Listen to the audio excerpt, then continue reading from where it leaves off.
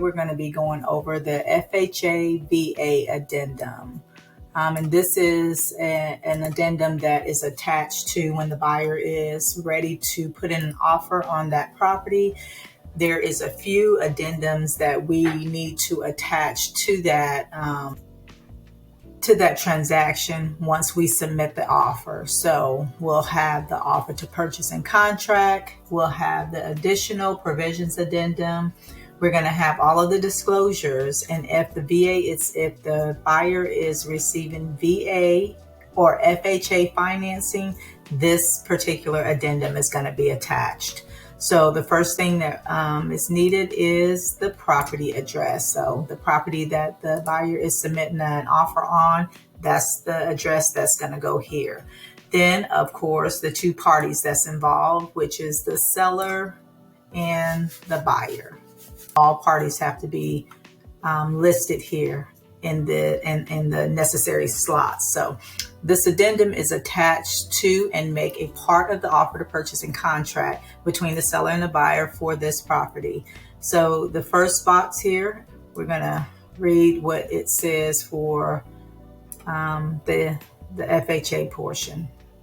So it reads, the U.S. Department of Housing and Urban Development, Federal Housing Administration, a mandatory clause. It expressly agreed that notwithstanding any provisions of this contract, the purchaser shall not be obligated to complete this purchase of the property described herein or incur any penalty for forfeiture of earnest money deposits or otherwise, unless the purchaser has been given in accordance with the FHA, the HUD, or the DBA requirements, a written statement issued by the Federal Housing Commissioner, the Department of Veterans Affairs, or the direct endorsement lender, setting forth the appraised value of the property for not less than, and then this section right here is where we're going to put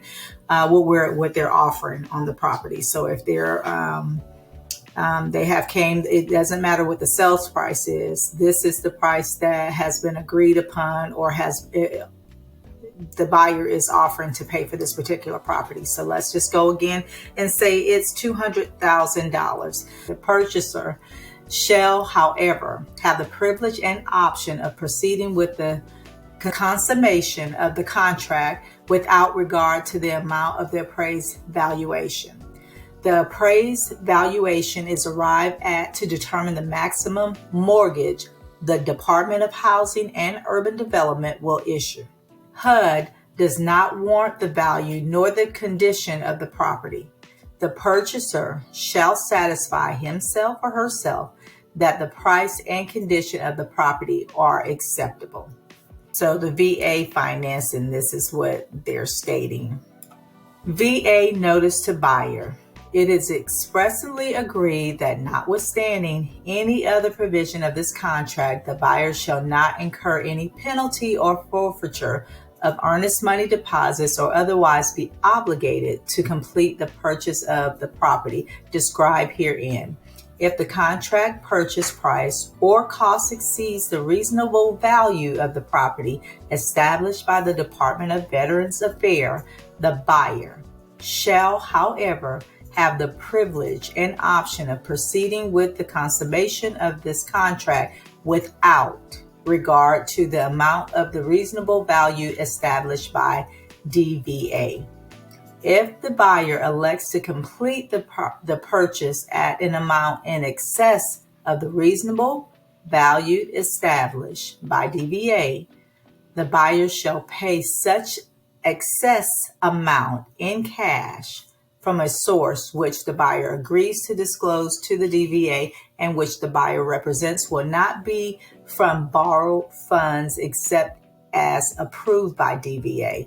So this is saying that if we are going under contract, or if you're going under contract as a buyer for $200,000 and for whatever reason the appraised value has come in at $195,000, the VA is only going to pay and lend you $195 on this property. You can still go forth and get this home, but the $5,000, that difference is going to have to come out of your pocket. And then that $5,000 difference, they're saying it cannot be borrowed money unless it has been approved by the lender. So and by VA. So this, when you're getting approved for a loan, you're going to have a debt to income ratio evaluation. So if you're borrowing any other funds, that could very well knock you out of getting approved. So they don't want you to go and borrow this money. We need to talk about this $5,000 and how you're going to get that $5,000. And if you have that threshold,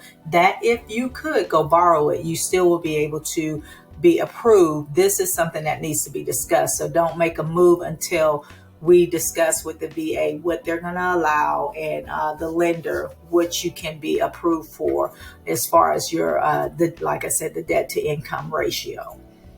If the DVA reasonably value of the property is less than this sale price, the seller shall have the option of reducing the sale price to an amount equal to the DBA reasonable value, and the parties to the sale may close at such lower sales price with appropriate adjustments to the sales contract. So what this is saying is that it's not necessarily, you don't have to go out and pay more unless the seller says, no, it doesn't matter. I don't care. I want $200,000 on it. Then that's when you need to look for a way of getting the $5,000. However, in a lot of cases, the seller will reduce the sales price of the home, but that's up to their discretion. So if they do decide to do that, then we just need to add an additional addendum where we're lowering the sales price of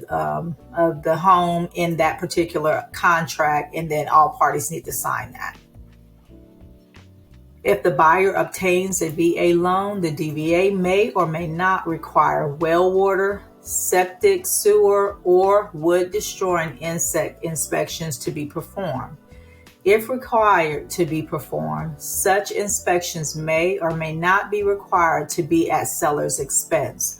So this is saying for regarding the VA, they may or may not require a well water test or a septic sewer test or a wood destroying termite inspection, in other words. However, they're also not saying that the seller has to pay for it. They may or may not have to pay for it. This is not a definite just because the VA is requiring these particular inspections to be done. If such inspections are required to be performed and are required to be a seller's expense, the seller agrees to pay the cost of such inspection. So if something comes down with these inspections needing to be done, the VA will let it be known, okay, the sellers need to get this done. And with this particular addendum is saying, the seller will agree to pay for this if it is required. The seller agrees to pay the cost of such inspections subject to the limits set forth in paragraph AJ of the contract.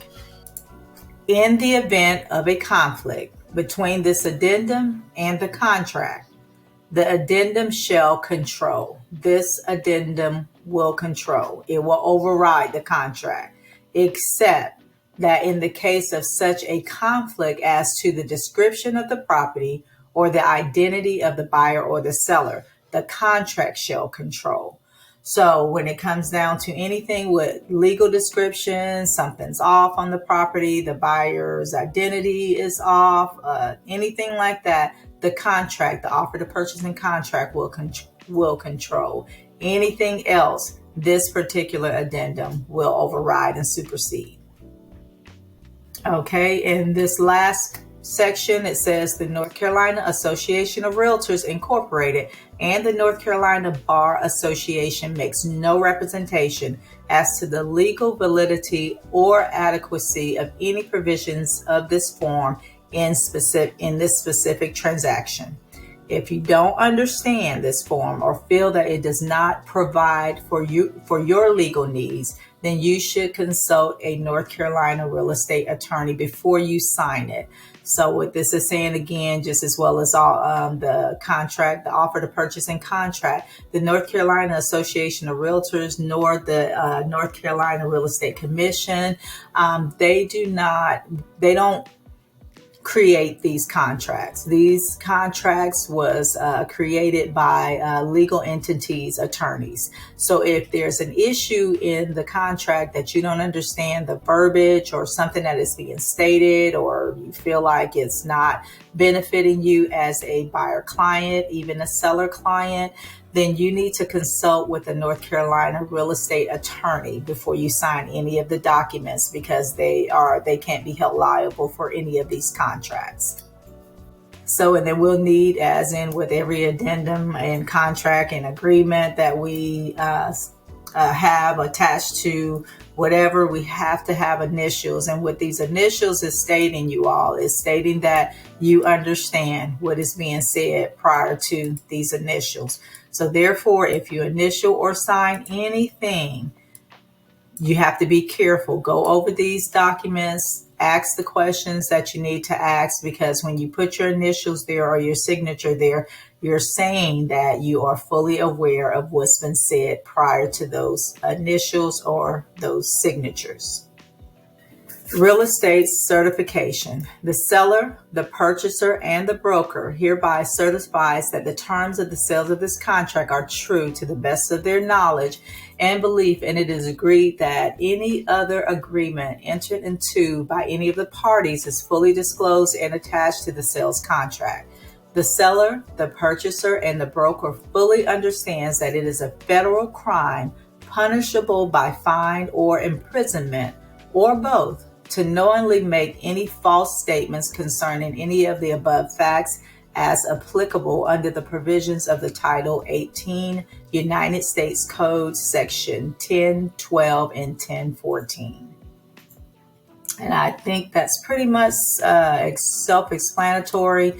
And again, this is saying that you have certified and you have read and understood the above statements. So we'll need the buyers to sign, sellers to sign. If it's an entity, the name of the entity will go here, and the point of contact will go in this section for either the buyer side or the seller side. The selling agent needs to sign this, as well as the listing agent.